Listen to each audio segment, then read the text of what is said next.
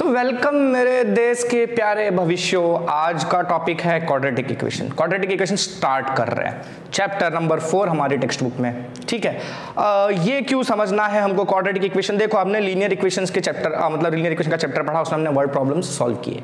अब वो जो वर्ड प्रॉब्लम्स होते हैं ना, वो डे टू डे लाइफ के प्रॉब्लम्स होते हैं, राइट। उसमें आपको अपनी लाइफ के रिलेटेड कई ऐसे क्वेश्चंस होते हैं जो आप इन इक्वेशंस की मदद से सॉल्व कर सकते हो। तो वही चीज क्वाड्रेटिक में भी है। ठीक है, बहुत सी चीजें जो आप क्वाड्रेटिक इक्वेशन की मदद से भी सॉल्व कर सकते हो। मुद्दा ये आ जाता है इसमें कि कई वर्ड प्रॉब्लम्स ऐसे भी होते हैं ना। अभी चलो यहाँ तो ऐसा है कि आपके पास चैप्टर नंबर 4 है, आपके सामने वर्ड प्रॉब्लम्स आएंगे एक्सरसाइज में। ठीक है, तो आप वर्ड प्रॉब्लम्स देखोगे, आप समझ जाओगे कि इसको क्वाड्रेटिक से करना है, मैं सिखा भी रहा हूँ। ठीक है, तो आप धड़ाक से क्वाड्रेटिक लगाओगे, सॉल्व कर दोगे। लीनियर इक्वेशन के चैप्टर में आपको पता था कि ये थर्ड चैप्टर है लीनियर इक्वेशन का, यहाँ पर उस हिसाब से सॉल्व करना है। लेकिन एग्जाम में थोड़ी ना लिख के आएगा कि ये थर्ड चैप्टर का है कि फोर्थ चैप्टर का है। एग्जाम में तो क्वेश्चन आने वाले हैं। ठीक है, तो आपको क्वेश्चन रीड करके पता कैसे चलेगा कि ये क्वाड्रेटिक का है कि लीनियर का है, तो वो भी मैं आपको इस बीच में बताता जाऊंगा। ठीक है, एक्सरसाइज पहले हम करने वाले हैं। इसमें हम क्या क्या सीखने वाले हैं आज। क्वाड्रेटिक इक्वेशन पहचानना सीखेंगे पहले तो, कि क्वाड्रेटिक इक्वेशन होता क्या है, देख के हमको पता कैसे चलेगा। ठीक है, वो, और दूसरी चीज हम सीखेंगे इक्वेशन बनाना। ठीक है, तो बकवास करते हैं बंद और चलते हैं मुद्दे पर। पहले तो आपको बता दूं कि क्वाड्रेटिक इक्वेशन होता क्या है। ठीक है, तो हमने क्वाड्रेटिक पॉलिनोमियल पढ़ा हुआ है, राइट। क्वाड्रेटिक पॉलिनोमियल पढ़ा है, अगर याद हो तो। पॉलिनोमियल चैप्टर में पढ़ी है भाई, क्वाड्रेटिक, क्यूबिक, सारे पॉलिनोमियल हमने देखे थे। तो क्वाड्रेटिक पॉलिनोमियल का कुछ फॉर्म ऐसा होता है, p of x equals to ax² plus bx plus c। याद है, इस तरह के इक्वेशन को हम क्वाड्रेटिक इस तरह के पॉलिनोमियल को हम क्वाड्रेटिक पॉलिनोमियल कहते हैं। अगर आप इस पॉलिनोमियल को 0 से इक्वेट कर दो, पॉलिनोमियल को आप 0 से इक्वेट करते हो तो मिलता है क्या, इक्वेशन। इस चीज को हम क्या कहते हैं, इक्वेशन कहते हैं। ठीक है, पॉलिनोमियल को 0 से इक्वेट किया जाए तो वो बन जाता है इक्वेशन। तो क्वाड्रेटिक पॉलिनोमियल को, ठीक है, क्वाड्रेटिक पॉलिनोमियल को अगर आप 0 से इक्वेट कर दो तो ये बन जाता है क्या, क्वाड्रेटिक इक्वेशन। ये क्या हो गया हमारा, क्वाड्रेटिक इक्वेशन। ठीक है, तो क्वाड्रेटिक इक्वेशन का स्टैंडर्ड फॉर्म है ये, इसी को हम बोलते हैं उसका स्टैंडर्ड फॉर्म। क्या है standard form, ax² plus bx plus c। तो देखो, एक x² वाला टर्म है, एक x वाला टर्म है और एक कांस्टेंट टर्म है। अब कभी कभी ऐसा भी होगा कि ये बीच वाला टर्म ना हो, लेकिन ये टर्म, ये बहुत जरूरी है। कभी ऐसा होगा कि ये बीच वाला ना हो, कभी ऐसा होगा ये कांस्टेंट टर्म ना हो, x वाला टर्म ना हो, कभी ऐसा भी हो सकता है कांस्टेंट टर्म ना हो। इन दोनों में से कोई एक हो सकता है, नहीं भी हो सकता है, लेकिन ये होना ही चाहिए। ठीक है, तो x² वाला टर्म होना ही चाहिए, तो ही ये क्वाड्रेटिक कहलाएगा। बराबर है, सच्ची। तो मेरे ख्याल से अब हमको एक्सरसाइज के क्वेश्चन पे चलना चाहिए।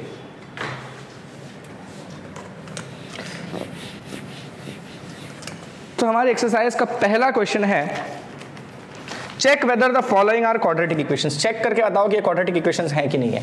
अब इसमें एक चीज पहले से बता देना चाहता हूं कि देखो, ज्यादा हीरोगिरी मत करना। ठीक है, जब क्वेश्चन दिया हो पूरा सॉल्व करना, सब कुछ उठा के LHS में ले आना, RHS में सिर्फ 0 बचना चाहिए, तभी आप चेक करके बताओगे क्वाड्रेटिक है कि नहीं है। उसके अलावा ज्यादा हीरोपंती नहीं। ठीक है, क्योंकि कई बार ओवर कॉन्फिडेंस से मार्क्स चले जाते हैं। ऐसा नहीं है कि आपको पता नहीं चलेगा, आपको पता तो चलेगा। ठीक है, कई बार डायरेक्टली हम बता सकते हैं, लेकिन ना ये ओवर कॉन्फिडेंस ना कभी कभी डुबा भी देता है, इसलिए थोड़ा सतर्क रहना चाहिए। चलो, तो ये क्वेश्चन है हमारा x+1 whole square equals to 2 times x - 3। अब ये बोला पूरा सॉल्व करना होता है, सब एक साइड ले आना होता है, तो पहले इसको एक्सपांड कर लेंगे। ठीक है, ये a + b whole square, right. तो a + b होल स्क्वायर का फॉर्मूला क्या होता है, a² + 2ab + b² and that is equal to, ये पूरा ब्रैकेट में मल्टीप्लाई जाएगा तो 2x - 6 हो जाएगा। ये हो जाएगा कितना, x² + 2x + 1 equals to 2x - 6। सब इधर ले आते हैं अपन। ये तो ऐसे ही था, 2x + 1, वो इधर आएगा तो +2x था, तो इधर आके -2x हो जाएगा, -6 था, इधर आके +6 हो जाएगा, दैट इज इक्वल टू 0। देखो, अब ये +2x है, ये -2x है, कैंसिल आउट हो जाएगा, बचेगा क्या, x², ये 1 और ये 6, 1 + 6 कितना हो जाएगा, 7। तो x² + 7 इक्वल्स टू 0। तो क्या ये क्वाड्रेटिक है, तो यस, ये क्वाड्रेटिक है। ठीक है, समझ में आया। चलते हैं क्वेश्चन नंबर 2 पर। क्वेश्चन नंबर 2 में बोला है हमको x square minus 2x equal to -2 times 3 minus x. इसको भी चेक करना है। तो देखो ये तो यहाँ पर तो कुछ एक्सपांड करना है नहीं इस बार। ये -2 ब्रैकेट में पूरा अंदर मल्टीप्लाई होगा, -2 3 से मल्टीप्लाई होगा तो -6 होगा, और -2 माइनस एक्स से मल्टीप्लाई होगा तो +2x हो जाएगा। सब ले आओ इधर, और +2x इधर आएगा तो -2x हो जाएगा, है ना, और -6 इधर आएगा तो +6 हो जाएगा, दैट इज इक्वल टू 0।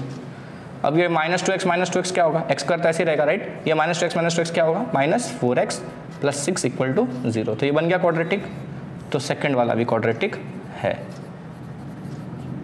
ठीक है, क्लियर है। चलते हैं तीसरे क्वेश्चन पर। क्वेश्चन नंबर 3 में बोला है x - 2 x + 1 equal to x - 1 x + 3। अब ये दोनों को मल्टीप्लाई करना तो आता है ना, 9th में सीखा था। पहले इसको इस ब्रैकेट से, फिर इसको इस ब्रैकेट से, या डायरेक्टली भी कर सकते हो, जिसको आता है इसमें कोई प्रॉब्लम नहीं है। चलो तो x को पहले पूरे ब्रैकेट से मल्टीप्लाई करेंगे, फिर -2 को पूरे ब्रैकेट से मल्टीप्लाई करेंगे। सेम चीज़ राइट साइड भी करना है, x को इस पूरे ब्रैकेट से मल्टीप्लाई करेंगे और इस -1 को भी पूरे ब्रैकेट से मल्टीप्लाई करेंगे। इसको अंदर ले गए तो x स्क्वायर + x हो गया, ये हो जाएगा -2x - 2, ये हो जाएगा x square + 3x - x - 3। Clear है। उठा के ले आओ सब इधर, सबको इधर ले आओ, चलो आ जाओ। तो पहले तो इसको ऐसे लिखना पड़ेगा ना, वो इधर आएगा x स्क्वायर तो -x² हो जाएगा, +3x आके -3x हो जाएगा, -x आके +x हो जाएगा, और -3 आके +3 हो जाएगा। देखो आप इसको यहाँ पर भी सॉल्व कर सकते थे, 3x - x 2x लिख के फिर कर सकते थे, कोई बात नहीं, मैंने सब एक साथ ले लिया। कोई तकलीफ है किसी को? पक्का नहीं है ना? हाँ चलो, तो ये हो गया x स्क्वायर और ये -x², राइट, छूमंतर उड़ गया। अब देखो कोई x² वाला टर्म बचा ही नहीं है, तो वैसे ही पता चल गया कि ये क्वाड्रेटिक नहीं है। लेकिन फिर भी आगे पूरा सॉल्व करके लिख दो तो अच्छा है, वो चेक करने वाले को थोड़ी खुशी होगी कि बच्चा मेहनती है। चलो x - 2x कितना होगा, -x होगा, है ना, -x - 3x -4x, -4x + x फिर से -3x। ठीक है, तो हो जाएगा -3x, और ये -2 + 3 कितना होगा, +1 इक्वल टू 0। तो ये होगा नॉट अ क्वाड्रेटिक, ये क्वाड्रेटिक नहीं है। ठीक है, सच्ची। चलते हैं क्वेश्चन नंबर 4 की तरफ। देखो जिसको आ रहा है फटाफट सॉल्व करो आगे, ठीक है, और धड़ाधड़ स्किप मार के पहुंचो वर्ड प्रॉब्लम्स पे। क्वेश्चन नंबर 4 है x - 3 × 2x + 1 equal to x times x + 5। ठीक है, फिर वही बात आ गई। अब ये x को पूरे ब्रैकेट से मल्टीप्लाई करेंगे, -3 को पूरे ब्रैकेट से मल्टीप्लाई करेंगे, फिर ये x अंदर मल्टीप्लाई कर ही देते हैं। चलो x स्क्वायर + 5x हो जाएगा। इनको सॉल्व करते हैं, ये x × 2x हो जाएगा 2x², ये +x, ये हो जाएगा -6x - 3 equal to x² + 5x। सब उठा के ले आते हैं इधर। तो पहले इसको जो है भाई इधर, उसको तो ऐसे लिखना पड़ेगा। वो x² इधर आएगा, -x² हो जाएगा, +5x आएगा, -5x हो जाएगा, इक्वल टू बचेगा 0। तो ये 2x² - x² कितना आएगा, x²। ठीक है, जो हो जाता है उसको काट लिया करो ताकि फिर कंफ्यूजन ना करें। ये x वाला करते हैं हम, x - 6x कितना आएगा, -5x, -5x और -5x कितना आएगा, -10x। बचा क्या, नंबर वाला खाली -3 बचा। ओके, तो क्या ये क्वाड्रेटिक है, क्या ये क्वाड्रेटिक है, डिग्री 2 है यहाँ पर। ओके, तो ये हो गया क्वाड्रेटिक। ठीक है, क्वाड्रेटिक। डिग्री 3 हो जाता तो x³ वाला टर्म आ जाता तो नहीं होता, खाली x वाले टर्म रहता, x² वाला टर्म ही नहीं होता तो भी नहीं होता। ठीक है, तो ये क्वाड्रेटिक है। तो बढ़ते हैं प्रश्न नंबर 5 की ओर। क्वेश्चन नंबर 5 है 2x - 1 times x - 3 equal to x + 5 times x - 1। ठीक है ना, x + 5 x - 1। ठीक है, अब वही बात आ गई फिर से, 2x को इस ब्रैकेट से मल्टीप्लाई करेंगे, -1 को ब्रैकेट से मल्टीप्लाई करेंगे, x को ब्रैकेट से मल्टीप्लाई करेंगे और फाई को भी ब्रैकेट से मल्टीप्लाई करेंगे। ये पूरा मल्टीप्लाई होकर कितना आएगा भैया, 2x² minus 6x minus x plus 3, ये हो जाएगा x² minus x plus 5 into x 5x plus 5 into -1 -5। ले आओ सबको इधर। तो पहले तो ये ऐसे लिखेंगे। अच्छा चलो ना, ये साथ में सॉल्व कर ही लेते हैं यार इस बार। -6x माइनस x कितना हो जाएगा, -7x, है ना। उसको ले आते हैं, वो x² इधर आएगा तो -x² हो जाएगा। अच्छा, और ये भी देखो ना, -x और प्लस 5x था ना, इसको हम प्लस 4x बोल सकते हैं क्या। तो ये 4x प्लस में आता ना यहाँ पर, उसको इधर ले आओ तो -4x लिख दूँ, चलेगा डायरेक्ट। थोड़ा सा यार, थोड़ा सा एक्स्ट्रा कर लेना ना मेरे को थोड़ा, नहीं तो फिर बोलोगे कि यार इतना लंबा कराते हैं, बहुत बच्चे बोर हो जाते हैं। ये 3 था और वो -5 इधर आया, है ना, वो -5 आके यहाँ पे +5 हो गया और बचा क्या, =0। देखो ये 2x² है, ये -x² है, ये दोनों छूमंतर होंगे, बचेगा क्या, x²। ये -7x माइनस 4x कितना होगा, -11x प्लस 3 तो कितना हो गया, +6 और +5 + 11 = 0। तो ये भी क्वाड्रेटिक है। अब बढ़ेंगे क्वेश्चन नंबर 6 की ओर। तो क्वेश्चन नंबर 6 में क्या दिया है भाई, देख लेते हैं। 6 में दिया है x² plus 3x plus 1 that is equal to x minus 2 whole square. तो भाई इधर तो कुछ करने जैसा रहा नहीं है, जो है इधर है, तो इसको एक्सपांड कर लेते हैं। a² minus 2ab plus b², यही होता है ना, a minus b whole square, ठीक है। तो x² plus 3x plus 1 equal to x² minus 4x plus 4। सब ले आते हैं इस तरफ, पहले तो इसको इधर लिखना पड़ेगा, वो आएगा तो -x² हो जाएगा, -4x प्लस 4x हो जाएगा और +4 -4 हो जाएगा और बचेगा क्या, = 0। ये x² minus x² छूमंतर 3x plus 4x 7x plus 1 -4 -3 = 0। तो क्या ये क्वाड्रेटिक है, नॉट अ क्वाड्रेटिक। आगे लिख लेना इक्वेशन, ठीक है। तो प्रश्न नंबर 7 की तरफ चलते हैं। देखो भैया कहीं टेढ़ा मेढ़ा तो नहीं दिख रहा, ठीक है। प्रश्न नंबर 7 है x + 2 whole cube equal to 2x minus x² minus 1। Cube वाला आ गया है ना, तो थोड़ा ध्यान से। a + b होल क्यूब का फॉर्मूला पता है, दिख रहा है ना यहाँ पर, a + b होल क्यूब का फॉर्मूला लगेगा। तो लिख दूँ क्या यहाँ पर फॉर्मूला, कई लोगों को नहीं याद होगा, मैं जानता हूँ बहुत लोग आलसी हैं। a + b क्यूब का फॉर्मूला होता है, और b होल क्यूब का फॉर्मूला होता है a³ + b³ plus 3a² b plus 3ab²। वो भी होता है जो बहुत लोगों ने अलग सोचा था। एक और फॉर्मूला होता है ना, a³ + b³ plus 3ab bracket में a + b, ठीक है। पर ये और ये दोनों एक ही चीज़ है, नहीं है एक चीज़, दोनों एक ही चीज़ है। फिर मैंने ये नहीं लिखा, मैंने ये लिखा, क्यों लिखा, इससे आसान ये पड़ेगा, क्योंकि यहाँ पर हमको पूरा स्क्वायर वाला टर्म खुल जाएंगे ना सर, ऐसा एक्सपांड मिलेगा, ऐसा ब्रैकेट लगा हुआ मिलेगा, मज़ा नहीं आएगा सॉल्व करने में, है ना। अपने को तो पूरा एक्सपांड ही करना है ना, इसलिए ऐसा खुला खुला वाला लिखो।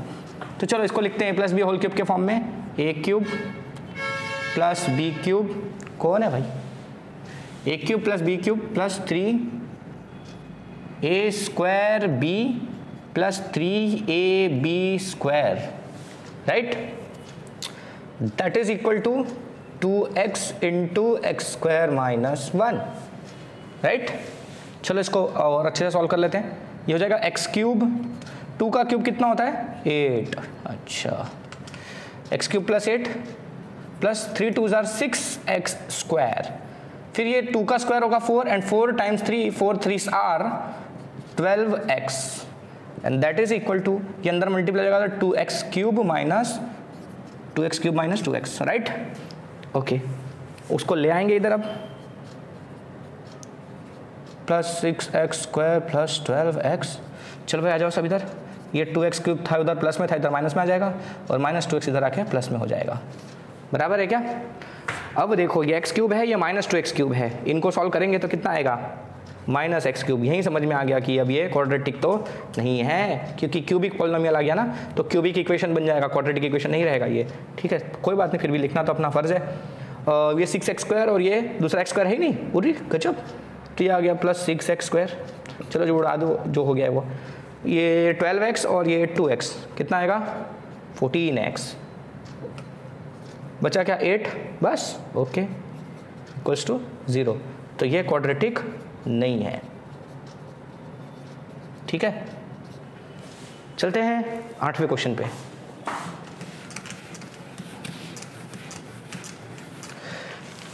क्वेश्चन नंबर 8 बोला है x cube minus 4x² minus x plus 1 को इक्वेट करो x माइनस 2 होल क्यूब से और बताओ कि ये क्वाड्रेटिक है कि नहीं। ठीक है, तो कैसे करेंगे? देखो इस बार इधर x प्लस 2 होल क्यूब था, इस बार इधर x minus 2 whole cube right side में दे दिया है, पर माइनस वाला दे दिया है, तो यानी यहाँ पर a minus b whole cube का फॉर्मूला लगेगा, राइट। तो वो भी मैं लिख के बता दूँ। ठीक है, तो वो क्या होता है a cube minus b cube minus 3a² b plus 3ab², यहाँ माइनस नहीं आता। ठीक है, वो a cube minus b cube minus 3ab bracket a minus b वाले से ही ये सेट हुआ है। ठीक है, आप करके देख लेना, यही आएगा। तो लगा देते हैं वहाँ पे फॉर्मूला। ये तो पहले ऐसे लिख लेते हैं अपन, इसका तो कुछ किया नहीं जा सकता।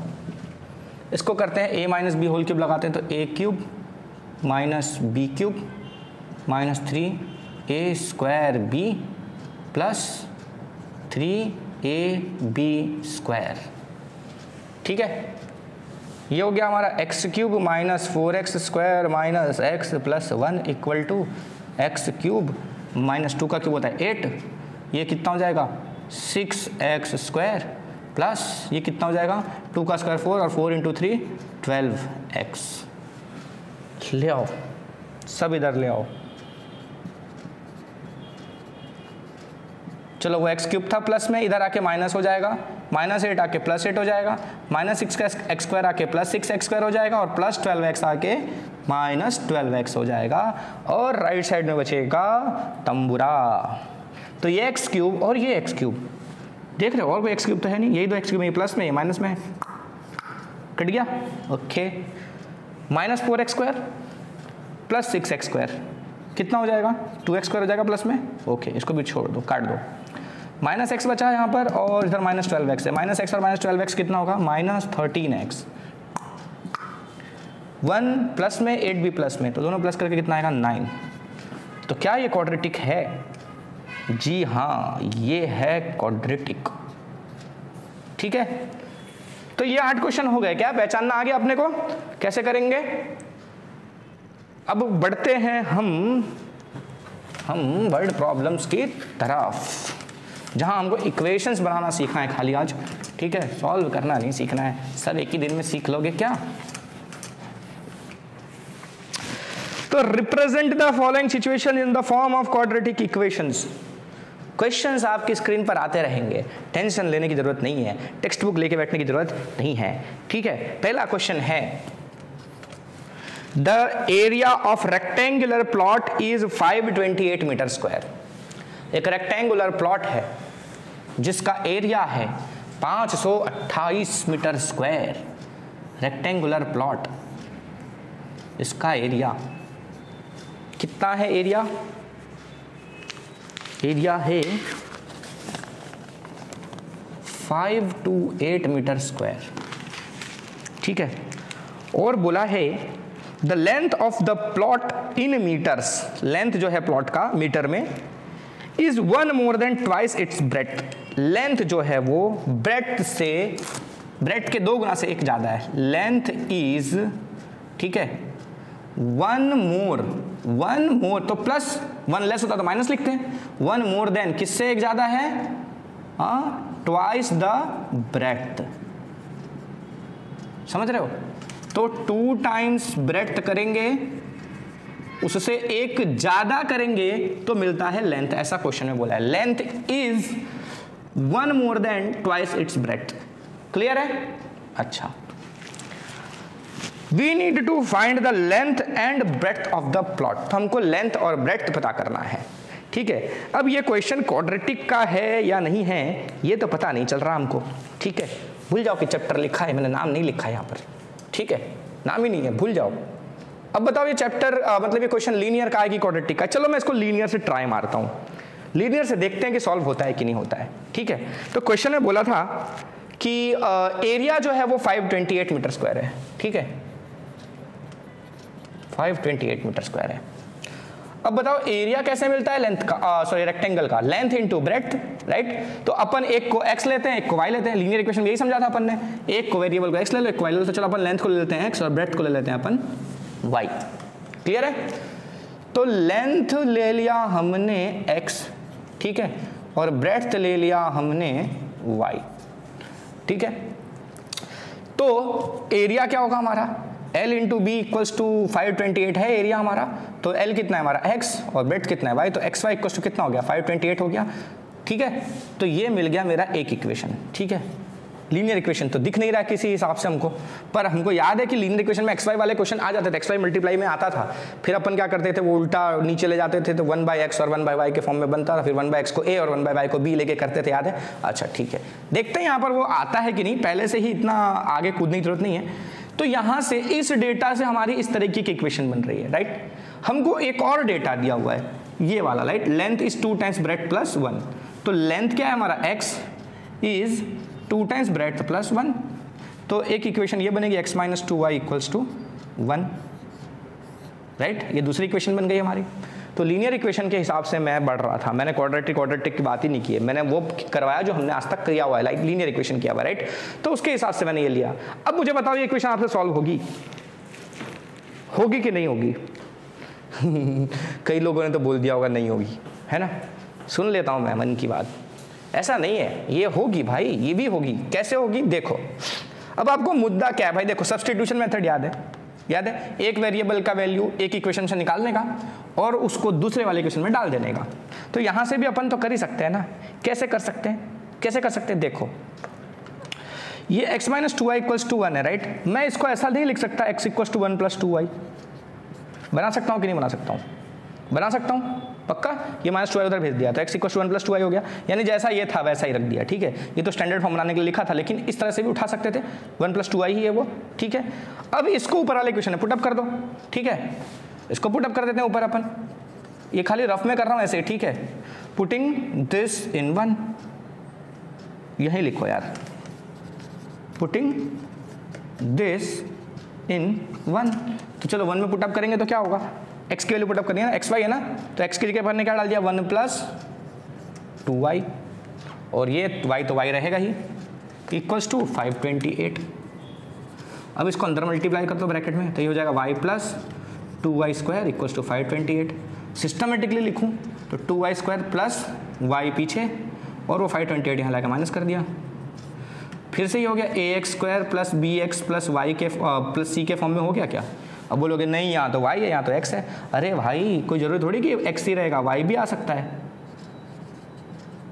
ठीक है। मैं az square plus bz plus c भी लिख सकता हूँ, ठीक है। नॉर्मली हम x के टर्म्स में लिखते हैं, पर y के टर्म्स में इक्वेशन नहीं बन सकती क्या? y के टर्म्स में भी तो बन ही सकती है ना।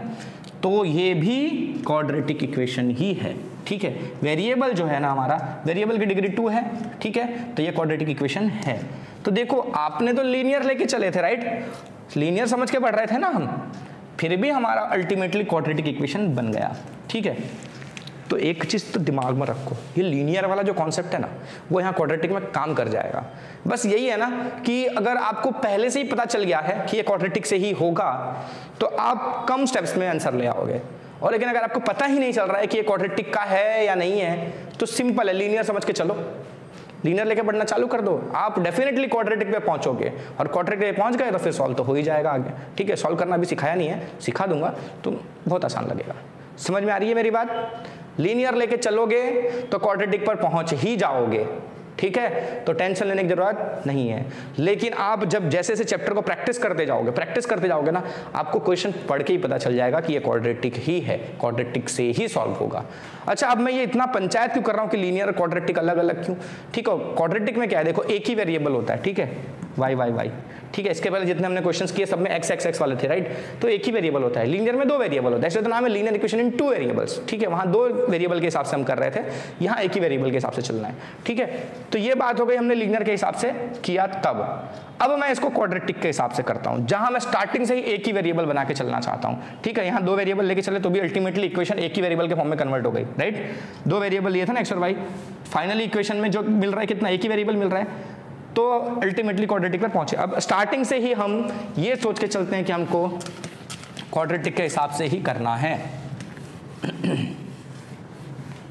तो देखो समझने के लिए तो वहां भी हम लीनियर का ही कॉन्सेप्ट यूज करते हैं, ठीक है। लीनियर जो है ना भाई भाग्य विधाता है। चलो तो एक्स लेंथ और वाई ब्रेड्थ अगर लेते हैं, ठीक है, रफली समझते हैं इसको, ठीक है। एक चीज दिया length equals to 2 breadth plus 1, तो अपन यहां ले लेते हैं let breadth equals to x. मैं लेंथ को भी एक्स ले सकता था, ऐसा कुछ नहीं है, मैं लेंथ को भी एक्स ले सकता था, ठीक है। वो बताता हूं कि क्या होता उसकी वजह से, ठीक है। सही होगा वो भी, ऐसा नहीं कि गलत हो जाएगा, वो भी सही होगा। तो मैंने ब्रेड्थ को क्यों एक्स लिया, देखो लेंथ बोला है 2 टाइम्स ब्रेड्थ प्लस 1, राइट। तो 2 मल्टीप्लाई करना है किसी टर्म में और फिर प्लस 1 लेना है। तो मैंने याद हो, अगर आपको मैंने लीनियर में भी बताया था, लीनियर में भी यही बताया था कि अगर किसी टर्म कोई ऐसा चीज है जिसमें कुछ मल्टीप्लीकेशन हो रहा है, तो जिसमें मल्टीप्लीकेशन हो रहा है ना उसी को एक्स ले लो, ठीक है। तो ब्रेड्थ वाले मल्टीप्लीकेशन हो रहा है कोई नंबर, तो ब्रेड्थ वाले को एक्स ले लो, तो ज्यादा आसान हो जाता है। ऐसा कोई रूल नहीं है कि उससे ही आंसर आएगा, आंसर किसी से भी आएगा, लेकिन आसान हो जाता है कि जो नंबर के साथ कुछ जिस वेरिएबल के साथ कुछ मल्टीप्लीकेशन में हो उसी वेरिएबल को आप एक्स लो, ठीक है, जो टर्म आपको फाइंड करना है। तो ब्रेड्थ के साथ मल्टीप्लिकेशन में 2 है, तो आप ब्रेड्थ को एक्स ले लो, समझे। अच्छा, तो हमने ब्रेड्थ को ले लिया एक्स, तो लेंथ मेरा क्या हो जाएगा भाई, इस क्वेश्चन के हिसाब से जो डेटा दिया है मेरे को, दिया है ना 2 टाइम्स ब्रेड्थ प्लस 1 है, समझाया ना मैंने अभी। तो 2 टाइम्स ब्रेड्थ प्लस 1 है ना, तो ब्रेड्थ मैंने लिया एक्स और लेंथ मेरा कितना हो गया 2x प्लस 1, ठीक है।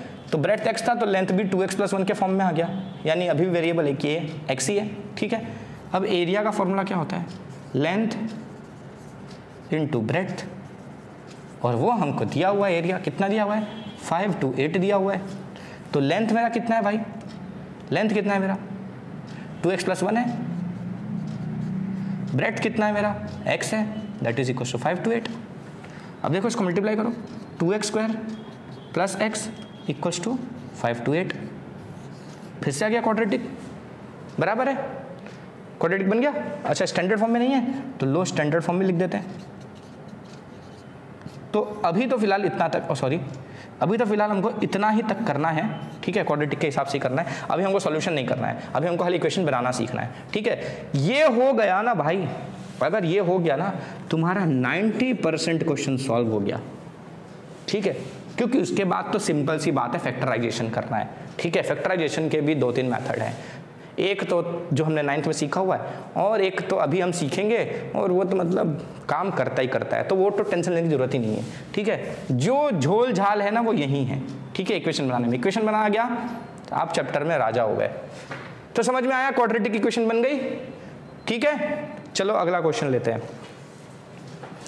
तो देखा आपने लीनियर के हिसाब से बढ़े तो भी आप क्वाड्रेटिक पर ही पहुंचे थे, और स्टार्टिंग से ही आप एक ही वेरिएबल के टर्म में इक्वेशन बना रहे हो तो भी आप एंड तक पहुंच ही रहे हो, कोई इशू नहीं है। चलते हैं क्वेश्चन नंबर 2 पर। क्वेश्चन नंबर 2 है the product of 2 consecutive positive integers. 2 consecutive positive integers, consecutive positive integers तो समझ रहे हो ना, कंसेक्यूटिव मतलब एक के बाद एक आने वाला, मतलब 2 तो उसके बाद आता है 3, है ना। यहाँ हम 1 2 भी ले सकते थे, 7 8 50 51, कॉन्सिक्यूटिव मतलब एक के बाद एक आने वाले, ठीक है। 2 नंबर ऐसे लेने हैं, तो दोनों इंटीजर्स हैं, और कैसे हैं इंटीजर्स, पॉजिटिव इंटीजर्स है, नेगेटिव इंटीजर्स नहीं लेना है, ठीक है। बोला है कि the product of 2 consecutive positive integers is 306। Question number 2, product of 2 consecutive positive integers is equal to कितना है हमारा 306। बस इतना ही दिया है डेटा में, we need to find the integers, हमको इंटीजर्स फाइंड करने हैं। तब अगर लीनियर इक्वेशन के हिसाब से चलूँ, लीनियर इक्वेशन के हिसाब से चलूँ तो क्या होगा, एक ले लेंगे x नंबर और एक नंबर होगा हमारा y, है ना। और इनका प्रोडक्ट दिया है 306, तो x y equals to 306, right. अब क्या करोगे, कैसे करोगे? अगर ये लीनियर इक्वेशन का क्वेश्चन होता तो अब कैसे करते? फंस गए ना? नहीं फंसे, टेंशन मत लो। तो एक नंबर x एक नंबर y रहता तो 306 होता प्रोडक्ट उसका, ठीक है। हमको क्वेश्चन में क्या बोला है? दो कंसेक्यूटिव पॉजिटिव इंटीजर्स है, राइट, कंसेक्यूटिव पॉजिटिव इंटीजर्स है, छुपा हुआ है, रहस्य इसमें अंदर छुपा हुआ है, ठीक है। तो एक नंबर मेरा, सपोज ये पहला नंबर है और ये मेरा बाद का नंबर है, राइट। कंसेक्यूटिव इंटीजर्स क्या थे? मैंने बताया 3 और 4 ऐसे ही होगा, 9 और 10 ऐसे ही होगा। तो अगर आप इसको x लेते हो तो ये कितना होगा? x+1 होगा क्या, है ना। 4 को हम 3+1 नहीं लिख सकते। अगर आपका एक नंबर है 50 तो दूसरा नंबर के बाद का नंबर क्या आएगा? 51, यानी कि 50+1 आएगा। एक 72 है तो अगला नंबर क्या आएगा? 72+1 आएगा, यानी 73, है ना। तो अगर एक आपका x है तो अगला नंबर क्या आएगा? x+1 आएगा। यही होगा ना, समझ रहे हो? पक्का। तो आपने एक नंबर लिया था x, एक नंबर लिया था आपने y, ये आपका पहला नंबर था, ये आपका दूसरा नंबर था। तो दूसरा नंबर वैसे भी क्या है? पहला नंबर में 1 प्लस करने पे मिल जाता है, तो y = x+1 हो गया। समझ रहे हो? पक्का, यही है ना। तो 3 और 4, तो दूसरा नंबर 4 है, पहला नंबर 3 है। तो पहले नंबर में अगर आप 1 प्लस करते हो दूसरा नंबर मिल जाता है ना। हर जगह यही हो ना, पहले में 1 प्लस करो दूसरा नंबर मिल जाता है। तो ये है ना दूसरा नंबर और ये है ना पहला नंबर। तो पहले नंबर में आप 1 प्लस करो तो दूसरा नंबर मिल जाता है, यानी वही y = x+1 हो जाएगा आपका, ठीक है। क्लियर है? ये दूसरी इक्वेशन बन गई आपकी। अब क्या करोगे? ये y की वैल्यू है ना हमारे पास, इसमें डाल देते हैं ऊपर। तो x × x+1 = 306, ये हो जाएगा कितना? x² + x = 306। बन गया क्वाड्रेटिक, है ना। तो लीनियर के हिसाब से चले तो भी हम क्वाड्रेटिक पे पहुंच गए, बराबर है। अब इतना सब झंझट मारी ना करके स्टार्टिंग से ही लेके चल। देखो भाई, कॉन्सेप्ट तो वही है, ठीक है। मैं इसको शॉर्ट में लिख दूंगा। बात हम यही करते हैं, ठीक है। हम जब क्वाड्रेटिक इक्वेशन बनाते हैं ना, वेरिएबल्स को अरेंज करते हैं ना, तो हम लीनियर की मदद लेके ही करते हैं, पर हम दिखाते नहीं है सामने, ठीक है, छुपा कर करते हैं। तो चलो लिखते हैं दो कॉन्सेक्यूटिव इंटीजर्स। तो लिखेंगे let the two positive consecutive integers be x and x+1, ठीक है। दो नंबर्स ये हो गए हमारे, ठीक है। पहले से ही हमने ले लिया हिसाब से। तो प्रोडक्ट उनका कितना है हमारा? = 306, therefore x × x+1 = 306। तो डायरेक्टली यहाँ से हमने बना लिया x² + x = 306, वही इक्वेशन आई। x² + x - 306 = 0 बना लिया इक्वेशन हमने। तो है इजी, ठीक है। इस बार हमने कहीं y का सहारा लिया ही नहीं, है ना। y का सहारा लेते तो भी यही आ जाता। यहाँ खाली एक ही वेरिएबल के फॉर्म में स्टार्ट किया, x के फॉर्म में लिया और फाइनली इक्वेशन बन गई। तो ये आपको थोड़ा थोड़ा प्रैक्टिस करते हैं ना, आप डायरेक्टली आप बनाना शुरू कर दोगे, ठीक है। कोई बहुत बड़ी बात नहीं है, बहुत ईजी टॉपिक है, ठीक है। तो चलते हैं प्रश्न नंबर 3 पर। अच्छा, एक चीज़ और बता देता हूँ, रुको। एक चीज़ और ये बताना चाहता हूँ कि देखो, अगर ये तो पॉजिटिव बोला है ना, अच्छा, आपने एक नंबर लिया x और एक नंबर लिया x+1। अगर मैं 3 और 4 बोलूँ तो ये मेरा x है और ये मेरा x+1 है, राइट। लेकिन अगर मैं इसको x बोल दूँ, हो सकता है ना, बाद वाला नंबर को x ले रहा हूँ, तो पहला वाला नंबर क्या हो जाएगा? x-1 होगा कि नहीं होगा, राइट। ये x है तो ये x-1 होगा ना, समझ रहे हो? क्योंकि दूसरा वाला x लिया है अपने, तो पहला वाला आपका x-1 हो जाना चाहिए। तो उस हिसाब से भी ये कर सकते थे अपन, नहीं कर सकते थे? कर सकते थे ना। तो आपका उस टाइम क्या मल्टीप्लिकेशन आता? x-1 × x = 306 आता आपका, ठीक है। इस हिसाब से आप करते, पर यहाँ पर वो आपको नहीं करना था। ये आप कर सकते हो, ऐसा गलती नहीं है, आप ये कर सकते हो, लेकिन यहाँ पर नहीं कर सकते। क्यों? क्योंकि यहाँ पर हमको ना पॉजिटिव इंटीजर्स की बात बोली है। तो जब पॉजिटिव की बात आए ना, तो ये माइनस वाला टर्म नहीं लेने का कभी। क्यों? प्रॉब्लम हो सकती है। कैसे? समझाता हूं। देखो, अगर आपका x मान लो 0 है, अगर आपका x मान लो 0 है, तो आपका x-1 कितना आएगा? -1 आ जाएगा, समझे। तो पॉजिटिव इंटीजर तो बना ही नहीं है, तो नेगेटिव इंटीजर बन जाएगा, ठीक है। तो कुछ केसेस में ऐसा सेट हो जाता है कि नेगेटिव वैल्यू आने लगती है। तो जब पॉजिटिव की बात की है ना, तो आप ये x-1 और x वाला टर्म ना लेके x और x+1 लेके ही चलो, समझे। तो चलते हैं आगे। क्वेश्चन नंबर क्या है हमारा? 3। Rohan's mother is 26 years older than him. Rohan की जो मदर हैं वो 26 ईयर्स ओल्डर हैं उससे, रोहन से। देखो ये भी चीज देख रहे हैं, आपको हिंट दे देते हैं वो लोग डायरेक्टली ही। आप खाली क्वेश्चन को फॉलो करते हुए स्टेप्स लिखते चलो ना, आप डायरेक्टली सही ही करोगे, एक ही बार में आप क्वाड्रेटिक ही लिखोगे, ठीक है। लीनियर में जाने की जरूरत भी नहीं पड़ेगी। कई बार ऐसा होता है, कई बार जरूरत पड़ती है लीनियर, कई बार हम डायरेक्टली बना ही लेते हैं। तो आप खुद समझो, देखो रोहन की मदर की एज कितनी है, 26 ईयर्स ओल्डर देन हिम, ठीक है। उसके एज से रिलेशन दिया हुआ है ना, मदर की एज का रिलेशन रोहन के एज से रिलेट किया हुआ है कि रोहन की जितनी एज है उससे 26 साल ज्यादा है मदर की एज।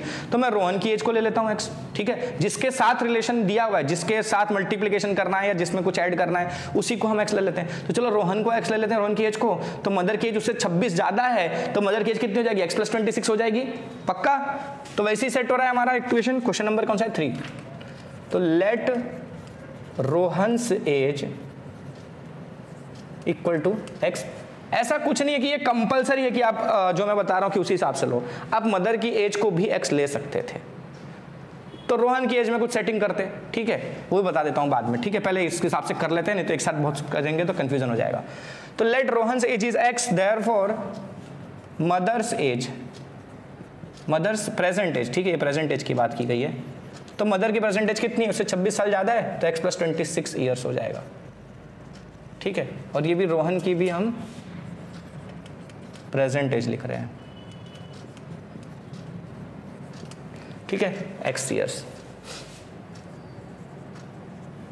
अच्छा, ये तो प्रेजेंट एजेस की बात हो गई। फिर क्या बोला है, 3 years from now, sorry, the product of their edges in years, product of their edges in years, उनके एजेस का जो प्रोडक्ट होगा 3 years from now will be 360। आज से 3 साल बाद दोनों के एजेस का प्रोडक्ट 360 होगा। तो 3 साल बाद की एज निकाल लेते हैं दोनों की पहले अपन, आफ्टर 3 years। लीनियर में भी किया था ये सब अपन ने। 3 साल बाद रोहन की एज कितनी होगी भाई, अभी उसकी एज कितनी है, x है, तो 3 साल बाद उसकी एज कितनी हो जाएगी, 3x हो जाएगी, है ना। बोलना नहीं, नहीं तो फिर सोच लेना। अभी x है तो 3 साल बाद कितना होगा, x + 3 हो जाएगा, ठीक है। मदर की एज 3 साल बाद कितनी होगी, अभी मदर की एज है x + 26, तो 3 साल बाद मतलब और 3 साल उसमें प्लस हो जाएगा, तो x + 29। तो रोहन की एज आई x + 3 ईयर्स और मदर की एज आई x + 29 ईयर्स, ठीक है। ये तो 3 साल बाद की एज का, राइट। और बोला कि 3 साल बाद जो दोनों की एज का प्रोडक्ट है कितना है, 360, ठीक है। The product of ages is 360। तो एक रोहन की एज 3 साल बाद की, मदर की एज 3 साल बाद की, इक्वल्स टू 360। मल्टीप्लाई कर लेते हैं, x × x + 29 + 3 × x + 29 equals to 360। ये हो जाएगा x² + 29x + 3x प्लस इसको मल्टीप्लाई कर लेते हैं, 3 9 are 27, कैरी 2, 3 2 are 6, 287। ये हो जाएगा x² + 29 + 3 32x, और वो 87 में 360 इधर आके माइनस हो जाएगा। कितना आएगा भैया, कितना आएगा, 273 लग रहा है मुझे, चलो माइनस करके देख लेते हैं। 10 - 7 is 3 एंड 15 - 8 is 7, ओके 273 पर माइनस में, ठीक है। तो ये बन गया क्वाड्रेटिक इक्वेशन, ठीक है, ये काम हो गया अपना। अच्छा, मैंने क्या बोला था कि आप जरूरी नहीं है कि रोहन की एज को ही x लो, आप मदर की एज को भी x ले सकते थे, ठीक है। तो अगर आप मदर की एज को ले लेते x, वो समझा दूं, अगर थोड़ा सा इधर मिटा देता हूं।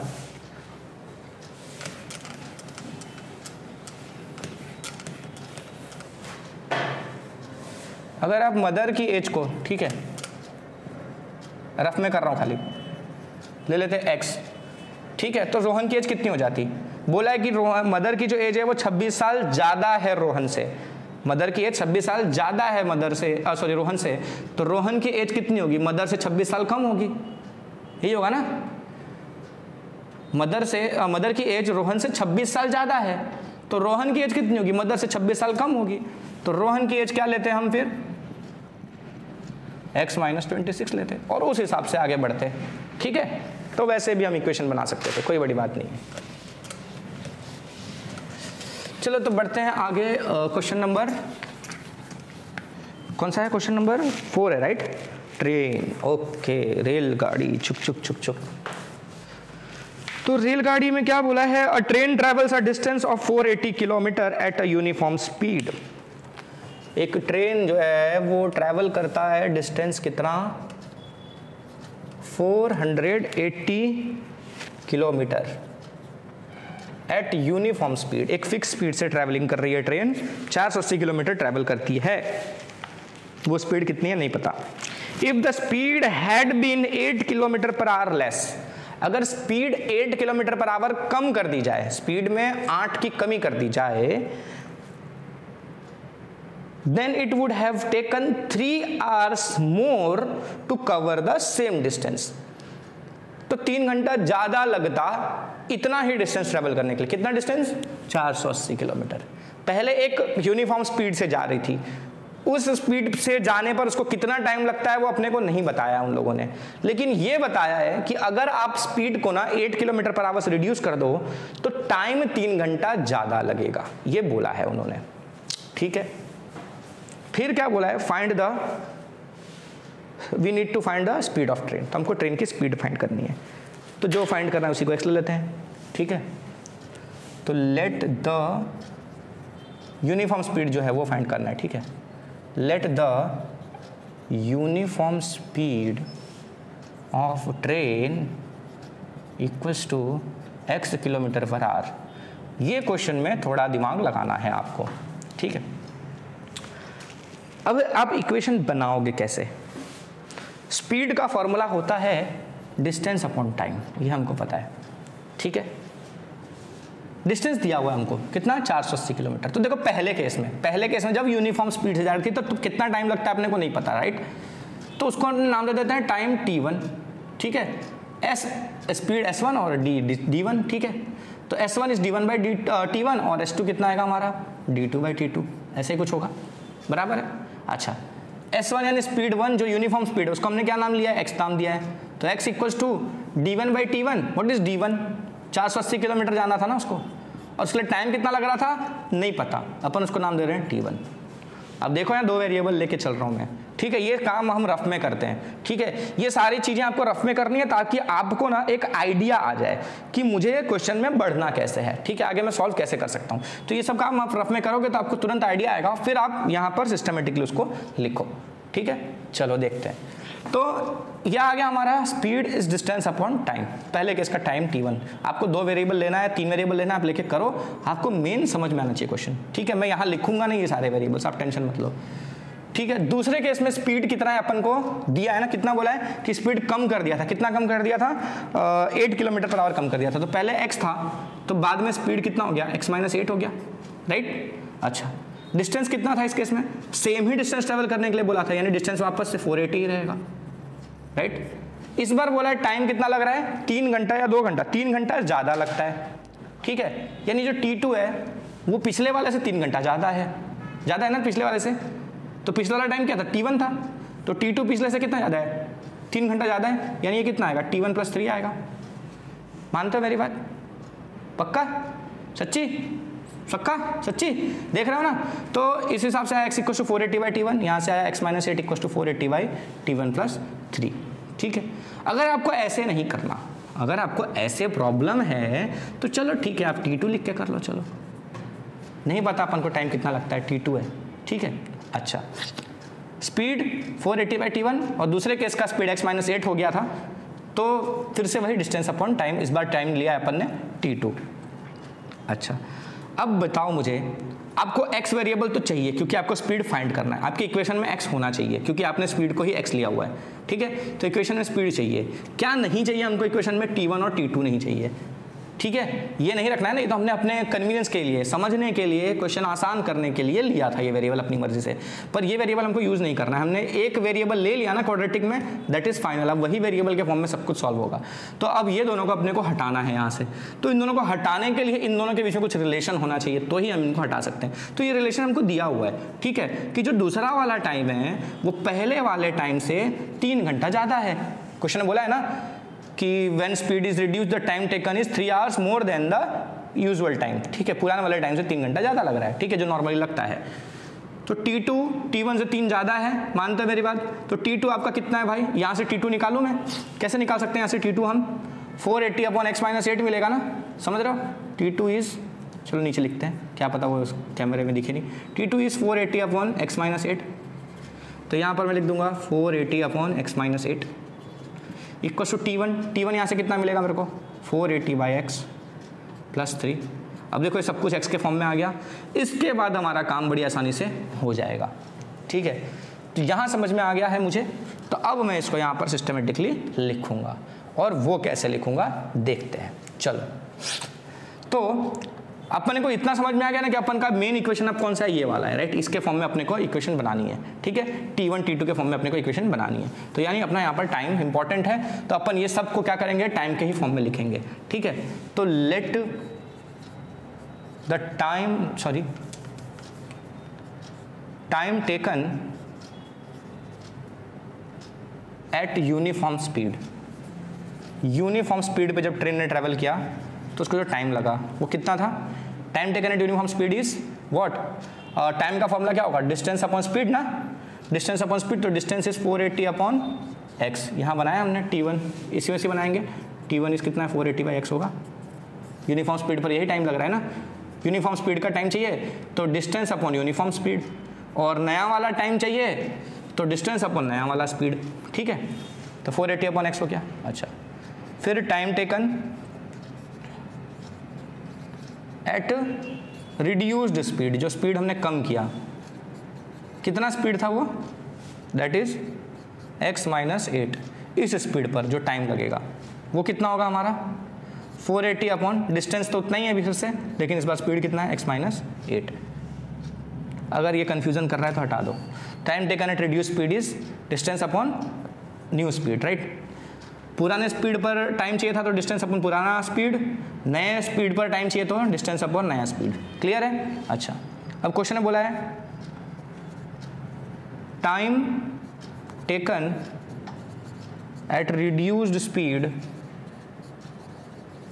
इज 3 hours मोर देन, इसको मिटा देता हूं मैं, अच्छा लिख लेते, पहले यहाँ लिख लेते ताकि वो फिर दिखे। मोर देन यूजुअल टाइम, ठीक है?